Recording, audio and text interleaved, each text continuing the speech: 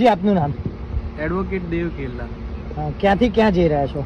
સાહેબ, આણંદ મેટર હતી, આણંદ કોર્ટથી હવે અમદાવાદ ગુજરાત હાઈકોર્ટ તરફ જઈ રહ્યો છું. શું કહેશો જે ગત મધ્યરાત્રિથી જે ટોલ ટેક્સમાં વધારો થયો છે તેને લઈને?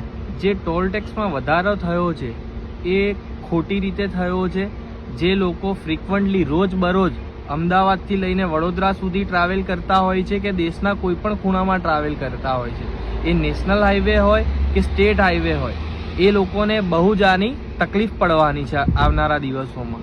કેમ કે જે રીતે ઇન્ફ્રાસ્ટ્રક્ચર ડેવલપ થઈ રહ્યું છે એ રીતે વધારો કરે તો ઠીક છે, પણ ટોલ ટેક્સમાં વધારો કરે છે ખાલી ને ખાલી સરકાર, પણ એવા રોડ રસ્તા એવું ઇન્ફ્રાસ્ટ્રક્ચર ડેવલપ નથી થતું.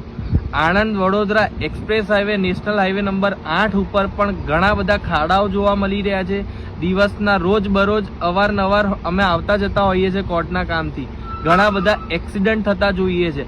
અડધો કલાક સુધી સાહેબ કોઈ એમ્બ્યુલન્સ નથી આવતી કે ના નેશનલ હાઈવે ઉપરથી હેલ્પલાઇન નંબર ઉપરથી કોલ કર્યા છતાં પણ કોઈ પણ આવી નથી રહેતું. એટલે આ જે ટેક્સમાં વધારો કર્યો છે એ મારા અભિપ્રાય મુજબ તદ્દન ખોટું છે.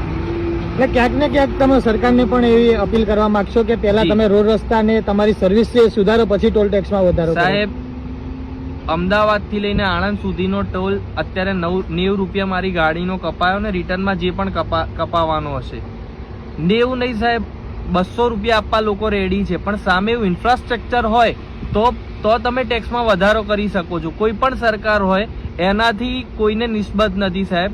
તમે જો કોઈ સારો રોડ રસ્તા ઇન્ફ્રાસ્ટ્રક્ચર જે અમદાવાદથી લઈને વડોદરા સુધીનો નેશનલ હાઈવે છે એની ઉપર રેસ્ટોરન્ટ કે બીજી કોઈ સુવિધા, પેટ્રોલ પંપ પણ નથી, એ બધું આપતા હો તો તમે ટેક્સમાં વધારો કરો તો કોઈને અગવડ નથી, કોઈને તકલીફ નથી. પણ કોઈ ઇન્ફ્રાસ્ટ્રક્ચરના બાબતે ઝીરો છે અને ખાલી ને ખાલી ટેક્સમાં વધારો કરી રહ્યા છે, એનો હું વિરોધ કરું છું.